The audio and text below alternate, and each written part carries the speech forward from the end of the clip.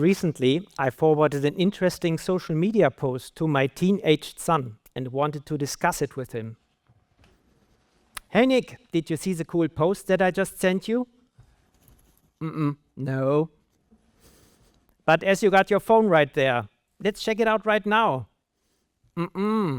Definitely not. What just happened? What do you think is the reason that Nick didn't want to show the contents of this social media post to me? I instantly imagined him to have the most socially unacceptable contents on his phone and that he was trying to hide them from me. However, it turned out I was completely wrong. Nick and his peers had set themselves time limits for their social media accounts and protected these time limits with passwords that only the others knew. And as he had already maxed out his time that day, he really wasn't able to show me the contents of this social media post. Wow. When I learned that, I felt bad because I realized I didn't trust him.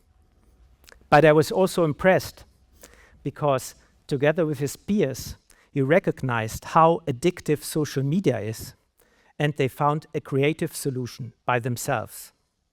This reminded me of the positive power of peers. Generally, when we think of the role of peers in teenagers' lives, we are very aware of the dangers, the potential bad influence, but much less of their positive potential. Parents, teachers, supervisors, and coaches, they all play vital roles in teenagers' lives. However, it's the peers they spend most of the time with. And peers don't just shape fashion and music. They shape identity, they shape self-esteem, and they deeply shape mental health. In line with this, recent studies found that next to the support by parents, it was the support by peers that was the most important predictor for adolescent subjective well-being. And that was found to be true around the world, universally. This is particularly important because in the last decade, we have seen a dramatic increase in youth mental health problems. Worldwide, more than 20% of adolescents and young adults meet the diagnostic criteria for anxiety and depression disorders. With this high level, it's important to look into the reasons. Currently, we do not fully understand the reasons. However, one important contributor is the so-called multi- or perma-crises. Climate change, wars, health crises such as COVID-19 pandemic, or the ongoing disruption of nearly every area of our life by artificial intelligence are delivered in real time on teenagers' phones. And that not just once, but over and over and over again, reinforcing the negative impact of these crises. However, given these high numbers, it's clear that just having more therapists is not enough. Additional measures to promote youth mental health are required. That's why today I'd like to focus on one resource that we all know that has a lot of potential but is still underused, namely the positive power of peers. From research, we know that supportive peer relations can really make a difference. They are linked with higher resilience, with lower anxiety and depression, with better social skills, with healthier behaviors and habits, and even improved academic performance. So Nick's example, Nick's story, isn't unusual. It's a pattern. Teens listen to each other. They learn from each other. They lift each other up. But let me be clear, they can also pull each other down. Problems such as cybermobbing, substance abuse, peer pressure, or co-rumination are real. Also, peers cannot replace therapy. However, they can be the first line of defense, the everyday support system promoting life competencies and mental health. For example, Some schools train older students to mentor or coach younger students. They don't diagnose, they don't give treatment. They inform, they listen, and share strategies. The results? Better school climates, less bullying, and even better grades. Or think of sport teams or dance crews. Yes, they move their bodies. However, they also create belonging. They model routines, and they show each other how to manage stress. And when peers normalize healthy behaviors, such as sleep, open communication, or digital breaks, they make these habits cool. But here's the key question. Given that peers are so powerful, what can we, as parents, as relatives, as educators, employers, or communities do to strengthen that power? Here are 3 strategies for you. First, create opportunities. To do so, you help teens to find peers that share their interests and goals. And as puberty is the time where we have to find out who we are and who we want to be, these interests are likely to change. So we have to accompany them. And thereby, we have to try to suggest regular and structured activities, such as outdoor or theater groups that they can join. It helps them to be inspired by positive role models and to experience success and personal growth.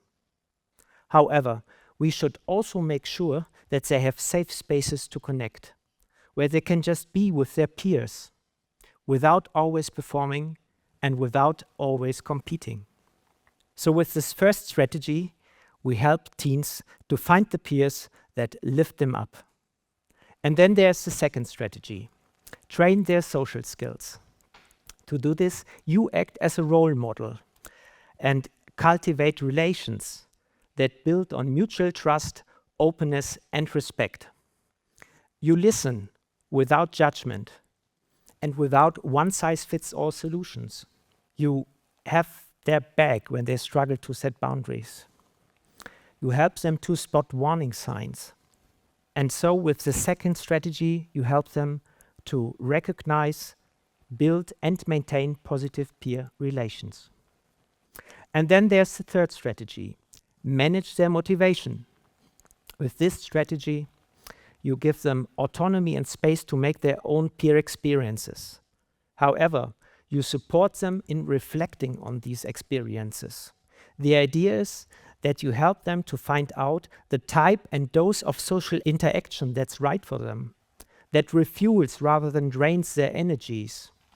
And as we know from research, the quality of relations is more important than the quantity. So there should be no pressure to become a people person when you're not. So together with this third strategy, you help teens to prioritize positive peer relations. Taken together, you create opportunities for positive peer interactions and help teens to make use of them by training their social skills and managing their motivation. Here are 3 examples. Regarding the first strategy, creating opportunities, I often drive Nick to swimming events. That's a safe place because there he's with his peers and usually there are no sharks in the pool. And then there's the second strategy, training their social skills. We often have heated arguments at home, and we always, as parents, have the feeling he's not really listening. However, recently we overheard him arguing very convincingly with his peers. So he learns, he just doesn't show it to us. And then there's the third strategy, manage their motivation. Recently, he opened up that he's a little uncertain about an upcoming exam, and we discussed possible solutions. And in the end, we both agreed that not double-checking his understanding with ChatGPT, but with his peers would be the best idea to go. So, what does it all mean for us? It means we must stop asking, how can we control teens? And we must start asking, how can we support them in supporting each other? It means designing schools that value relations as much as grades. It means funding peer support programs and counseling. It means training teachers not only to instruct, but to guide peer dynamics. And as parents, it means modeling positive relations ourselves. But most importantly, it means believing in young people, believing that peers are not just risks, but resources, not just distractions, but strength.